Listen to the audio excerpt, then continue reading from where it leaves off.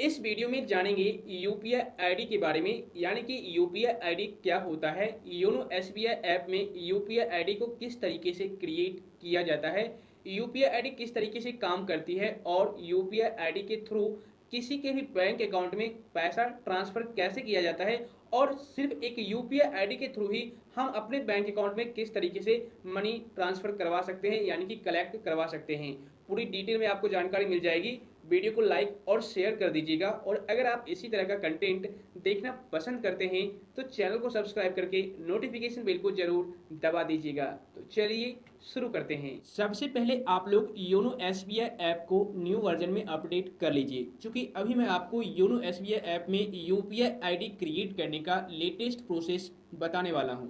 Okay, तो YONO SBI को update करने के बाद यहाँ पर आपको ओपन करना है योनो एसबीआई ऐप और यहाँ पर आपको एम पिन या फिर यूजर नेम पासवर्ड डाल करके लॉग इन कर लेना है। अब नेक्स्ट पेज आपके सामने इस तरीके से आएगा। यहाँ पर देखिए काफ़ी सारे ऑप्शंस आपको दिखेंगे, बट यहाँ पर एक ऑप्शन आपको दिखेगा योनो पे, इस पर आपको क्लिक करना है, योनो पे वाले ऑप्शन पर। यहाँ पर काफ़ी सारे ऑप्शंस दोबारा से आपको दिखेंगे, जैसे कि क्विक ट्रांसफर करना हो या फिर योनो कैश आपको निकालना हो, बैंक अकाउंट में पैसे ट्रांसफर करना हो, कॉन्टैक्ट नंबर के थ्रू पैसे ट्रांसफर करना हो, तो सब कुछ आप यहाँ से कर सकते हैं। लेकिन अगर आप भीम यूपीआई आईडी के थ्रू किसी को पैसे ट्रांसफर करना चाहते हैं तो वो भी आप कर सकते हैं। सिंपल आपको यहाँ पर भीम यूपीआई वाले ऑप्शन पर क्लिक करना है। इस पर जैसे ही आप क्लिक करेंगे तो यहाँ पर देखिए आपको भीम यूपीआई आईडी क्रिएट करने का ऑप्शन आ जाएगा। अब काफ़ी सारे यूजर्स को ये कन्फ्यूजन था कि आखिर में ये यूपीआई आईडी होता क्या है। तो देखिए यहीं पर आपको देखने को मिल जाएगा व्हाट इज ये यूपीआई आईडी। तो यहाँ पर बताया गया है यूनिफाइड पेमेंट इंटरफेस आईडी, ठीक है। और यहाँ पर साफ साफ ये भी बताया गया है UPI ID is like a unique email ID, मतलब कि आपका जो यूपीआई आईडी होता है वो एक यूनिक ईमेल आईडी की तरह ही होता है and is used to transfer funds directly to a bank account, मतलब कि इस यूपीआई आईडी को डायरेक्टली बैंक अकाउंट में पैसे ट्रांसफर करने के लिए यूज किया जाता है। मतलब कि अगर आपको किसी को पैसे भेजना हो तो आप यूपीआई आईडी के थ्रू भेज सकते हैं। और यहाँ पर यह भी मेंशन किया गया है UPI ID is linked to your mobile and bank account, मतलब कि जो भी यूपीआई आईडी यहाँ पर अभी आप क्रिएट करेंगे वह यूपीआई आईडी आपके मोबाइल नंबर और बैंक अकाउंट से लिंक होता है। तभी तो आप योनो एसबीआई ऐप से यूपीआई आईडी के थ्रू या फिर किसी भी जगह यूपीआई आईडी के थ्रू पैसे ट्रांसफर करते हैं तो आपको मोबाइल नंबर पर मैसेज सेंड किया जाता है इतना रुपया आपने ट्रांसफर किया है, ठीक है ना। यहाँ पर देखिए one time UPI registration process on YONO for doing UPI transaction, you will be able to retrieve your existing UPI profile और create in new UPI profile on SBI. तो यहाँ पर सिंपल आपको करना क्या है, क्रिएट और रिट्रीव यूपीआई प्रोफाइल पर क्लिक करना है।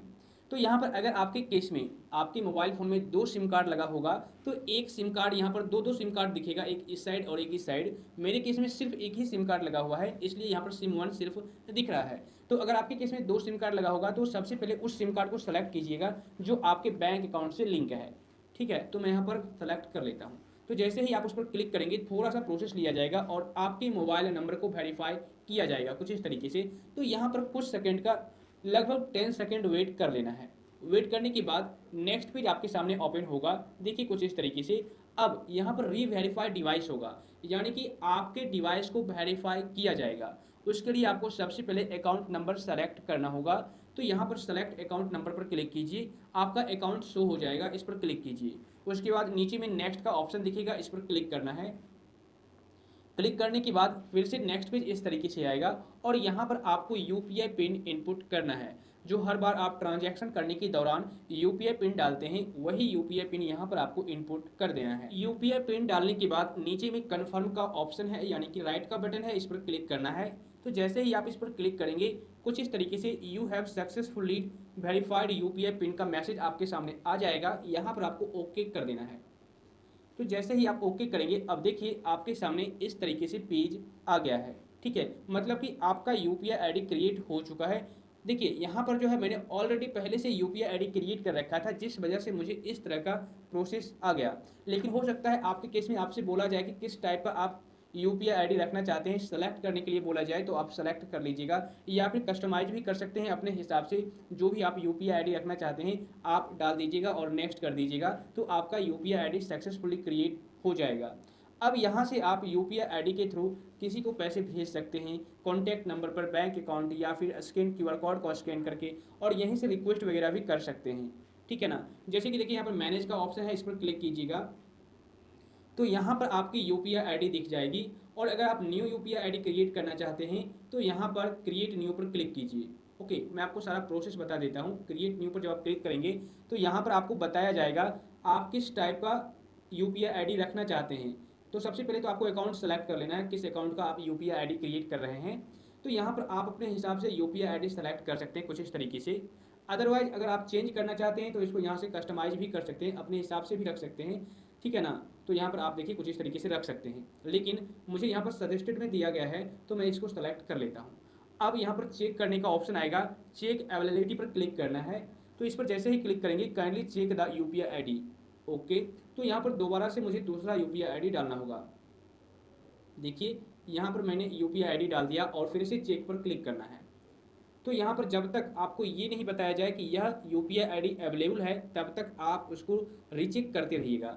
ओके, तो देखिए यहाँ पर अभी जो मैंने यूपीआई आईडी डाला है वो यहाँ पर बताया गया this UPI ID is available, ठीक है, ग्रीन कलर में आपको दिख रहा होगा। बस अब आपको चेंज नहीं करना है। अब नीचे आ जाना है, यहाँ पर आपको एक ऑप्शन दिखेगा नेक्स्ट, इस पर क्लिक करना है। इस पर जैसे ही क्लिक करेंगे तो देखिए congratulation successfully created new UPI ID आ जाएगा। अब यहाँ पर आपको बैक टू भीम यूपीआई पर क्लिक कर देना है।